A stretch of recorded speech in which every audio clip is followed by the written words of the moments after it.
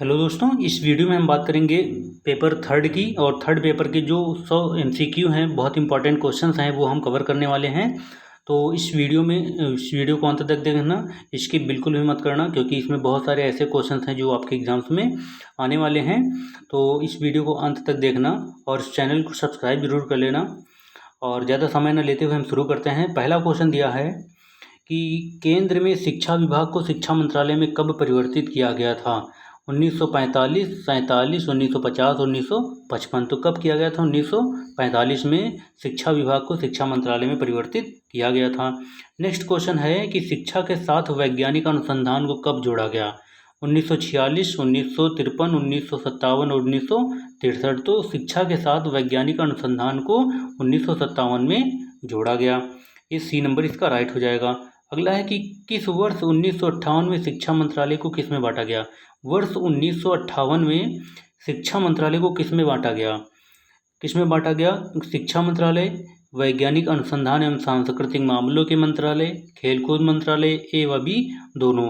तो वर्ष 1958 में, यानी ये 1958 है, आप जो है अच्छे से इसको समझ लेना।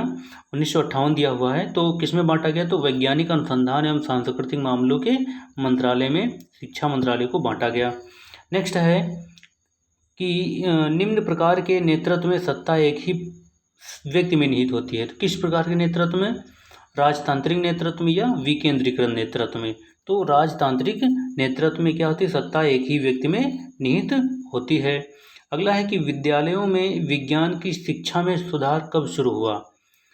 1987-88 में, 1989-90 में, 1985-86 में। तो विद्यालय में विज्ञान की शिक्षा में सुधार 1987-88 से शुरू हुआ है। आगे दिया है कि किस समाजशास्त्री ने पोस्ट कॉर्ब का प्रतिपादन किया? तो पोस्ट कॉर्ब की फुल फॉर्म क्या होती है? आप हमारे टेलीग्राम चैनल को ज्वाइन कर सकते हैं, वहाँ पर पोस्ट कॉर्ब के बारे में अच्छे से बताया गया है। वहाँ पर एक अच्छी सी पोस्ट पड़ी हुई है, आप उसको पढ़ सकते हैं टेलीग्राम चैनल को ज्वाइन करके। और इस वीडियो का जो PDF होगा वो भी आपको टेलीग्राम पे मिल जाएगा। तो किस समाजशास्त्री ने पोस्ट कॉर्ब का प्रतिपादन किया है? तो गुलिग ने किया है। किसने? गुलिग ने पोस्ट कॉर्ब का प्रतिपादन किया है। आगे बढ़ते हैं। नेक्स्ट दिया है कि ओवंस ने 1935 से 1950 तक के काल को कहा है। क्या कहा? मानवीय संबंध का काल कहा या फिर संक्रमण का काल? तो क्या है? ओवंस के अनुसार 1935 से 1950 तक का काल जो था वो मानवीय संबंध का काल था। अगला है कि किनराव ने 1935 से 1950 तक के काल को क्या कहा? औद्योगिक प्रगति का काल या संक्रमण काल? तो क्या कहा? तो संक्रमण काल। किनराव के अनुसार जो 1935 से 1950 तक का काल जो संक्रमण काल था, और ओवेंस के अनुसार 1935 से 1950 तक का काल जो था वह मानवीय संबंध का काल था। इसको अच्छे से आप समझ लेना कि किनराव के अनुसार 1935 से 50 तक के काल को क्या कहते हैं, और ओवेंस के अनुसार 1935 से 50 तक के काल को क्या कहा गया। आगे है नेक्स्ट पॉइंट, निम्न में से किस काल को प्राचीन युग कहा जाता है? 1900 से 1947 या 1900 से 1935? तो 1900 से 1935 के युग को जो है, इस काल को क्या कहा जाता है? प्राचीन युग कहा जाता है। नेक्स्ट क्वेश्चन है कि किस समाजशास्त्री ने पोस्ट कॉर्ब को नौकरशाही का प्रशासनिक रूप माना है? किस समाजशास्त्री ने? पेरेटो ने, मैक्स मुलर ने या मैक्स वेबर ने? तो किसने माना? तो मैक्स वेबर ने पोस्ट कॉर्ब को नौकरशाही का प्रशासनिक रूप माना है। आगे, प्रवेश से संबंधित नियमों का निर्धारण कौन करता है? मुख्य अध्यापक, प्रधानाचार्य या दोनों? तो कौन करता है? तो प्रधानाध्यापक। प्रवेश से संबंधित नियमों का निर्धारण प्रधानाचार्य करता है। अगला है कि महान प्रधानाचार्य किसके बड़े अच्छे मित्र होते हैं? महान प्रधानाचार्य किसके सबसे अच्छे और सबसे बड़े अच्छे मित्र होते हैं? तो अभिभावक के, छात्र के या अध्यापक के? तो किसके होते हैं? तो छात्र के बड़े अच्छे मित्र होते हैं महान प्रधानाचार्य। आगे नेक्स्ट क्वेश्चन है कि किसने कहा है कि विद्यालय भवन निर्माण पर कुल बजट का 20% व्यय किया जाना चाहिए? किसने कहा? पार्सन्स ने, कलवर्टसन्स ने या मार्फेट ने? किसने कहा? तो मार्फेट ने कहा कि विद्यालय भवन निर्माण पर कुल बजट का 20% व्यय किया जाना चाहिए। आगे दिया है, परिभाषा दी है कि शिक्षा के क्षेत्र में केवल लेखा जोखा रखना ही पर्याप्त नहीं है, बल्कि उस धन से अधिकतम शैक्षणिक उपलब्धियां प्राप्त करना है। किसने कहा है? मार्फेट ने, बर्नार्ड ने या एडम्स ने? तो किसने कहा ये? तो मार्फेट की ये परिभाषा है। अगला कि शिक्षा का सबसे छोटा अंश कौन सा होता है? विद्यालय, शिक्षक या कक्षा? तो शिक्षा का सबसे छोटा अंश तो विद्यालय होता है। आप इसको अच्छे से समझ लीजिए। इस वीडियो को 2-3 बार रिवाइज कर लीजिए, बहुत सारे प्रश्न आपके फंसेंगे। अगला है कि विद्यालय का प्राथमिक अंग कौन होता है? शिक्षक, शिक्षार्थी या कक्षा? तो विद्यालय का जो प्राथमिक अंग होता है वो शिक्षक, ये कक्षा होता है। ऑप्शन नंबर सी कक्षा इसका राइट आंसर हो जाएगा। अगला दिया, कक्षा में भावात्मक वातावरण उत्पन्न करता है कौन? अध्यापक, शिक्षार्थी या प्राचार्य? तो कक्षा में भावात्मक वातावरण कौन उत्पन्न करता है? तो अध्यापक उत्पन्न करता है। ऑप्शन नंबर ए इसका राइट आंसर हो जाएगा कि कक्षा में अध्यापक जो है भावात्मक वातावरण उत्पन्न करता है। नेक्स्ट है कि किस विद्वान ने बहुलघु तंत्र की व्यवस्था की है? किस विद्वान ने बहुलघु तंत्र की व्यवस्था की है? फ्रैंकलिन, चेस्टर बर्नार्ड या ग्रिफिथ्स? तो किसने की? ग्रिफिथ्स। किसने की बहुलघु तंत्र की? तो ग्रिफिथ्स ने बहुलघु तंत्र की व्याख्या की है। आगे है कि भारत में व्यापक राष्ट्रीय शिक्षा नीति किस वर्ष तैयार की गई थी? तो किस वर्ष? 1986, 1984, 1992? तो भारत में व्यापक राष्ट्रीय शिक्षा नीति 1984 में तैयार की गई थी और इसे लाया गया था 1986 में और परिवर्तित करके इसको 1992 में लागू किया गया था। अगला है कि स्वतंत्रता के बाद किस राज्य को सर्वप्रथम भाषा के आधार पर बांटा गया? बम्बई को, पंजाब को या दोनों को? तो किनको? दोनों को, यानी कि बम्बई और पंजाब दोनों को स्वतंत्रता के बाद भाषा के आधार पर बांटा गया था। अगला है कि 1 नवंबर 1956 को भारत में कितने राज्य थे? 1 नवंबर 1956 को भारत में कितने राज्य थे? 10, 14 या 6? तो कितने थे? 14 राज्य थे। 1 नवंबर 1956 को भारत में 14 राज्य थे। प्रधानाचार्य और शिक्षक संबंध कैसे हैं? तो एक पक्षी है, द्विपक्षीय है या त्रिपक्षीय? तो प्रधानाचार्य और शिक्षक संबंध द्विपक्षीय होते हैं। अगला है कि विद्यालय के मुख्य रूप से कितने प्रशासनिक स्तर होते हैं? विद्यालय के मुख्य रूप से कितने प्रशासनिक स्तर होते हैं? 2, 3, 4 या 6? तो 3 होते हैं प्रशासनिक स्तर। कितने होते हैं? 3 प्रशासनिक स्तर होते हैं। अगला है कि किसने स्कूल को जीवन तंत्र माना है? किसने स्कूल को जीवन तंत्र माना है? तो टेलर ने, स्मिथ ने या आर्गरिस ने? तो किसने माना? तो आर्गरिस ने। किसने माना? आर्गरिस ने स्कूल को जीवन तंत्र माना है। प्रशासन का दूसरा नाम क्या है? निर्देशन, प्रबंधन या आयोजन? तो प्रशासन का दूसरा नाम क्या है? प्रबंधन है, यानी प्रबंध करना प्रशासन का दूसरा नाम है। और भारत में राजकीय शिक्षा का सूत्रपात कब हुआ था? भारत में राजकीय शिक्षा का सूत्रपात कब हुआ था? तो 1815, 1814 या 1813 में? तो कब हुआ था? तो 1813 में जो है राजकीय शिक्षा का सूत्रपात हुआ था। ये आप अच्छे से इनको समझ लेंगे। नेक्स्ट है कि शिक्षा प्रशासन एक सेवा कार्य है जिसके द्वारा शैक्षिक प्रक्रिया के उद्देश्यों की प्राप्ति प्रभावशाली ढंग से होती है। किसने कहा है? स्मिथ ने, फिफनर ने या फॉक्स विशेम रफनर ने? तो किसने कहा? तो फॉक्स विशेम रफनर ने कहा। ऑप्शन नंबर सी इसका राइट आंसर हो जाएगा। अगला है कि केंद्रीय शिक्षा सलाहकार बोर्ड की स्थापना कब की गई थी? 1920 में, 1921 में, 1923 में? तो केंद्रीय शिक्षा सलाहकार बोर्ड की स्थापना 1921 में की गई थी। ऑप्शन नंबर 20 का राइट आंसर हो जाएगा 1921। अगला है कि किस वर्ष तक शिक्षा राज्य का विषय थी? किस वर्ष तक शिक्षा जो है राज्य का विषय थी? 1985, 1995, 1975? तो किस वर्ष तक थी? तो 1975 तक जो थी वो शिक्षा क्या थी? राज्य का विषय थी। तो ऑप्शन नंबर सी इसका राइट आंसर हो जाएगा।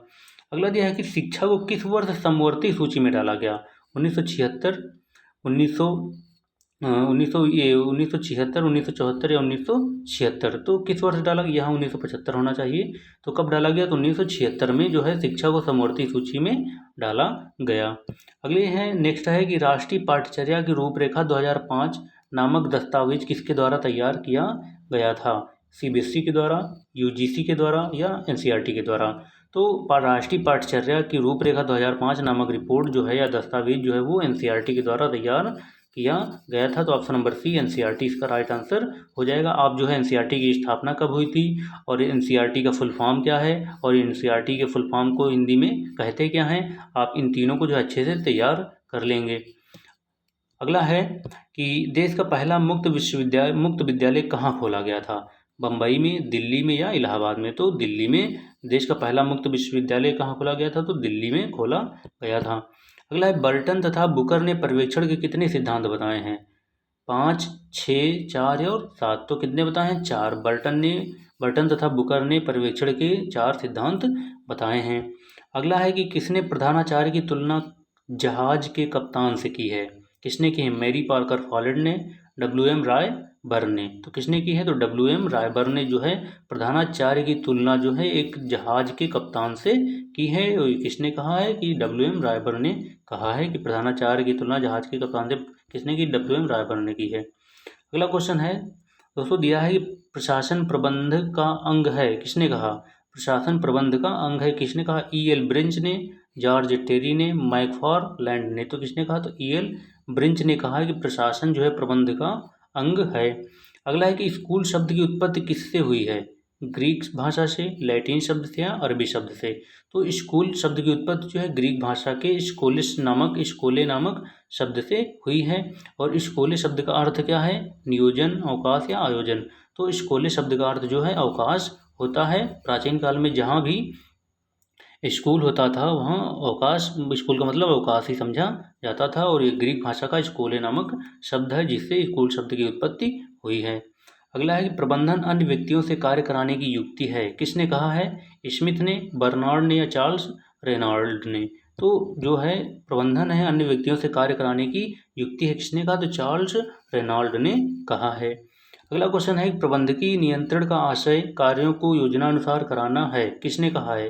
प्रबंधकीय नियंत्रण का आशय कार्यों को योजनानुसार कराना है। तो किसने कहा? मैक्स वेबर ने, डेल हेनिंग ने या विली ई गोत्ज ने? किसने कहा? विली ई गोत्ज ने कहा है कि प्रबंधकीय नियंत्रण का आशय कार्यों को योजनानुसार कराना है। अगला क्वेश्चन दिया है कि यहाँ यह सत्य है कि एक बुरा कारीगर अपने औजारों को दोष देता है, वहाँ यह भी सत्य है कि उत्तम औजारों से ही उत्तम कार्य को सुनिश्चित किया जा सकता है, सुनिश्चित बनाया जा सकता है। तो किसने कहा है ये कथन? डॉक्टर राधाकृष्णन ने, डॉक्टर जसवंत सिंह ने या गांधी जी ने? तो किसने कहा? तो ये डॉक्टर जसवंत सिंह ने कहा है कि जहाँ यह सत्य है कि एक बुरा कारीगर अपने औजारों को दोष देता है, वहीं यहाँ यह भी सत्य है कि उत्तम औजारों से उत्तम कार्य को सुनिश्चित बनाया जा सकता है। अगला क्वेश्चन है कि शिक्षण की आधुनिक पद्धतियां हैं कौन सी? डाल्टन पद्धति, वाद विवाद पद्धति, योजना पद्धति, उपयुक्त सभी। तो शिक्षण की उपयुक्त सभी पद्धतियां हैं जिनमें डाल्टन विधि, वाद विवाद पद्धति और योजना पद्धति शामिल है। तो ऑप्शन नंबर डी इसका राइट आंसर हो जाएगा। नेक्स्ट क्वेश्चन दिया है कि विद्यालय की बौद्धिक प्रयोगशाला किसे कहा गया है? कक्षा को, अध्यापक को या पुस्तकालय को? तो विद्यालय की बौद्धिक प्रयोगशाला जो है पुस्तकालय को कहा गया है। आप इसको अच्छे से याद कर लेंगे, बहुत इंपॉर्टेंट क्वेश्चन रहे। अगला है निम्न में से प्रबंधन के स्तर कौन से हैं? शीर्ष स्तर प्रबंधन, मध्य स्तर प्रबंधन, निम्न स्तर प्रबंधन या उपयुक्त सभी? तो ये जो प्रबंधन के स्तर हैं ये उपयुक्त सभी हैं, ऑप्शन सही है। यानी कि कितने होते हैं? 3 होते हैं। शीर्ष स्तर प्रबंधन होता है, मध्य स्तर प्रबंधन होता है और निम्न स्तर प्रबंधन होता है। अगला एक संगठन की सभी नीतियाँ और लक्ष्य प्रबंधन के किस स्तर पर निर्धारित होते हैं? मध्य स्तर, निम्न स्तर और शीर्ष स्तर। तो संगठन की सभी नीतियाँ और लक्ष्य प्रबंधन के शीर्ष स्तर पर निर्धारित होते हैं। ऑप्शन नंबर सी इसका राइट आंसर हो जाएगा। अगला क्वेश्चन दिया है कि प्रबंधन औपचारिक रूप से संगठित दलों में व्यक्तियों के द्वारा व उनके आसपास मिलकर कार्य करने की कला है, किसने कहा है? पार्सन्स ने, हेरोल्ड क्रूट्ज ने या दोनों ने? तो किसने कहा? हेरोल्ड क्रूट्ज ने कहा है, क्रूट्ज ने, कि प्रबंधन औपचारिक रूप से संगठित दलों में व्यक्तियों के द्वारा व उनके साथ मिलकर कार्य करने की कला है।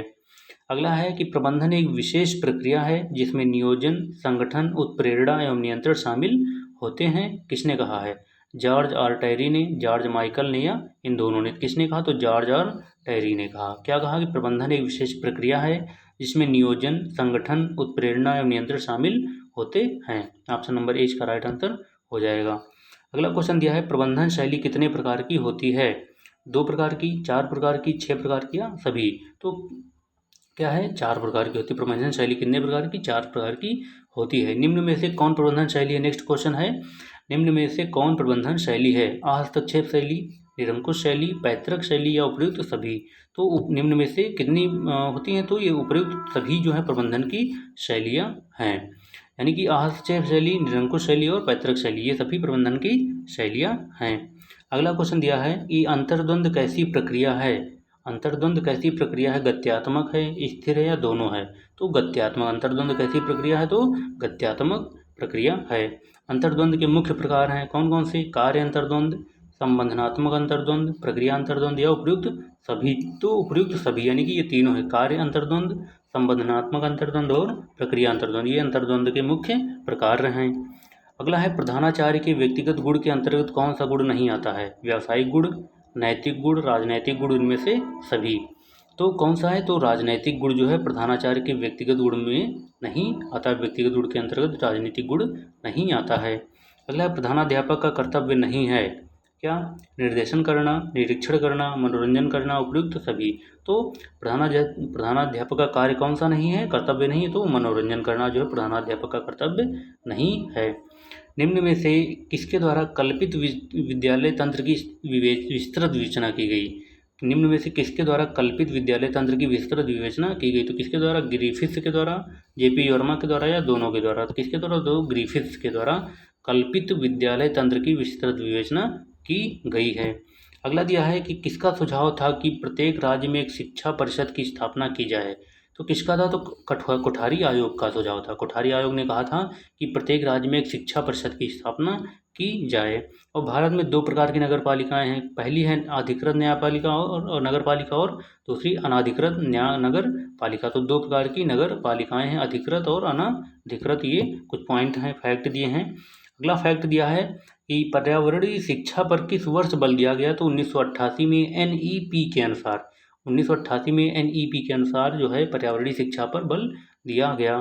अगला, शिक्षा विभाग के कर्मचारी कितने स्तर पर कार्य करते हैं? तो 3 स्तर पर कार्य करते हैं। पहला निदेशालय स्तर, क्षेत्रीय स्तर और जिला स्तर। ये 3 स्तर पर जो है शिक्षा विभाग के कर्मचारी कार्य करते हैं। अगला क्वेश्चन है कि विद्यालय का नाड़ी संस्थान किसे कहा जाता है? किसे कहते हैं विद्यालय का नाड़ी संस्थान? तो अध्यापक को कहते हैं। किसको?